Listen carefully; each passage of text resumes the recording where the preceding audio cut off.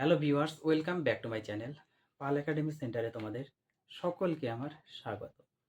আজকে ক্লাস 10-এর গণিত বইয়ের কোষে দেখি 1.5 যে লেসনটি আছে সেই লেসনে দাগের 1 এবং 2 নাম্বার এই দুটো অঙ্ক আজকের এই টিউটোরিয়ালে তোমাদের সাথে বিস্তারিত আলোচনা করব। তোমরা যদি তোমাদের বইয়ের পেজ নাম্বার 29 বের করো তাহলে দেখতে পাবা যে 2-এর 1 এবং 2 যে দুটো অঙ্ক আমি লিখে রেখেছি সেই দুটো অঙ্ক তোমরা বইয়ের পেজে দেখতে পাবে। ওকে, এই যে দাগের যে অঙ্ক, এই অঙ্কগুলি তোমাদের অ্যাকচুয়ালি কি বলেছে এবং কিভাবে করতে হবে, সবার আগে আমাদের বুঝতে হবে যে দাগের অঙ্কগুলি কি করতে বলেছে, এই বিষয়টি আমাদের বুঝতে হবে। তোমাদের দাগের যে অঙ্ক আছে সেই অঙ্কটি বলেছে যে এই যে দ্বিঘাত সমীকরণ, তাই না? এই যে দ্বিঘাত সমীকরণ, এই দ্বিঘাত সমীকরণে এই যে কে এর কোন মানের জন্য, বলেছে যে এই দ্বিঘাত সমীকরণে বাস্তব এবং দুটো বীজ আছে সেটা আমাদের দেখাতে বলছে। অর্থাৎ আমরা সবার আগে খুঁজব কি, এই যে বাস্তব বীজ এবং দুটো সমান বীজ কখন হয়, আমাদের এই জিনিসটা একটু মাথার মধ্যে আনতে হবে। ওকে, কারণ বলেছে কে এর কোন মানের জন্য আমাদের বাস্তব মান থাকবে এবং বীজ দুটো সমান থাকবে। কখন হয় একটু খেয়াল করো তো তোমরা, যে কখন হয়? তখনই হয় যখন আমাদের নিরূপকের মান ইকুয়াল টু 0 হয়। আমি করিয়েছি না কন্ডিশন, তোমাদের একদম বেসিক্যালি পার্ট মানে বুঝিয়ে দিয়েছি, তোমাদের বেসিক নিয়ে আলোচনা করেছি এবং অঙ্কের মধ্যে তোমাদের বুঝিয়েছি যে নিরূপকের মান যদি ইকুয়াল টু 0 হয় তাহলে সেক্ষেত্রে কি হয়, সেই দ্বিঘাত সমীকরণের মান হচ্ছে বাস্তব মান এবং দুটো সমান বীজ পাওয়া যায়।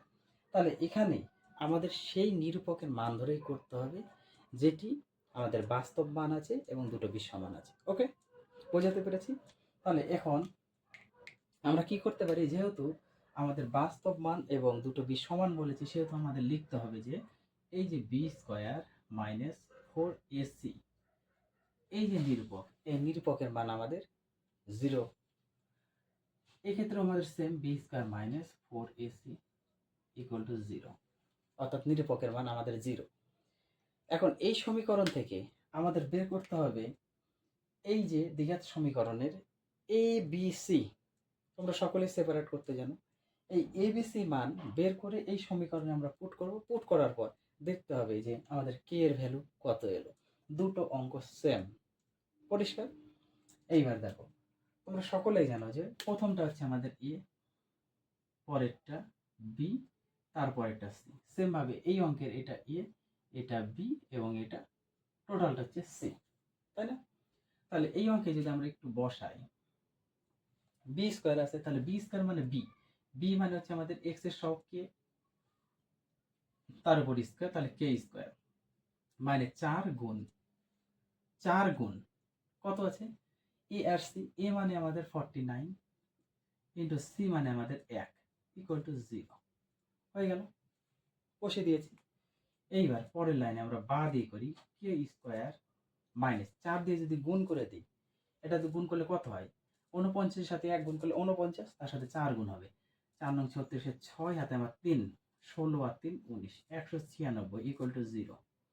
পরের লাইনে বা কে স্কোয়ার ইকুয়াল টু মাইনাস 196 যদি ওইদিকে নেই তাহলে আমাদের প্লাস 196 হবে, প্লাস বসানো দরকার নেই। পরের লাইনে বা, যেহেতু দ্বিঘাত সমীকরণ, এই যে স্কোয়ার যদি উঠে যায়, স্কোয়ার উঠে গেলে আমাদের একটা প্লাস মাইনাস দিতে হয়, দিয়ে দিতে হবে, তার মধ্যে রুট ওভার 196। বা পরের লাইনে k equal to plus minus root over 196কে আমাদের ভাঙাতে হবে। একটু যদি আমরা ভাঙাই কত পাই দেখো তো, 196কে যদি ভাঙাই 2 দিয়ে, 9 দুগুণা 18, হাতে আমার 1, 8 দুগুণা 16, 2 দিয়ে 2 দুগুণা 4, 4 দুগুণা 8, 4 দুগুণা 8, হাতে আমার 1, তাহলে 9 দুগুণা 18, 49, 7 7 49, তাহলে আমাদের 2 গুণ 7 গুণ 7 এটার মধ্যে বসাতে পারি আমরা। পরের লাইনে বা দিয়ে কে ইকুয়াল টু প্লাস মাইনাস 2 গুণ 7, এক জোড়া করে বের হবে, তাহলে একটা 2 একটা 7 বের হবে। পরের লাইনে বা দিয়ে কে ইকুয়াল টু প্লাস মাইনাস 7 গুণ 14, অর্থাৎ কে এর ভ্যালু আমাদের যদি প্লাস মানে 14 হয়, তাহলে এই সমীকরণে বা এই সমীকরণ দ্বয়ে কি থাকবে? বাস্তব মান থাকবে এবং দুটো বীজ সমান হবে। পরিষ্কার? সেমভাবে এই অঙ্কটি আমাদের করতে হবে। কি করতে হবে? এবিসি যেহেতু আমরা সেপারেট করে নিয়েছি, সেহেতু এখন আমরা বসিয়ে দেবো যে বি মানে হচ্ছে -5 আর স্কোয়ার -4 গুণ এ মানে 3 আর সি মানে 2k ইকুয়াল টু 0। মান বসিয়ে দিয়েছি বা দিয়ে 5 এর স্কোয়ার করলে 25, দুটা মাইনাস গুণ করলে প্লাস, বসানোর দরকার নেই। মাইনাস 3 4 12, 3 4 12, 12 সাথে একটা 2 আছে, 12 2 24 কে ইকুয়াল টু 0। পরের লাইনে যদি আমরা করি -24k ইকুয়াল টু 25টা দিয়ে গেলে -25, তাহলে -24k ইকুয়াল টু -25 যদি ওইদিকে নিই তাহলে কি আছে? +25 নিলে আমাদের মাইনাস হবে, তাই না? বোথ সাইড থেকে মাইনাস মাইনাস কেটে গেল, তাহলে আমাদের দাঁড়াচ্ছে কত? k equal to 25/24। তাহলে এক্ষেত্রে আমাদের বের হলো k এর মান 25/24।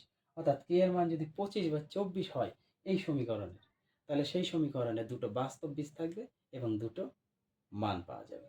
এই হচ্ছে তোমাদের কোষে দিকে 1.5 এর 29 পেজের 2 দাগের 1 নাম্বার এবং 2 নাম্বার অঙ্কের সলিউশন।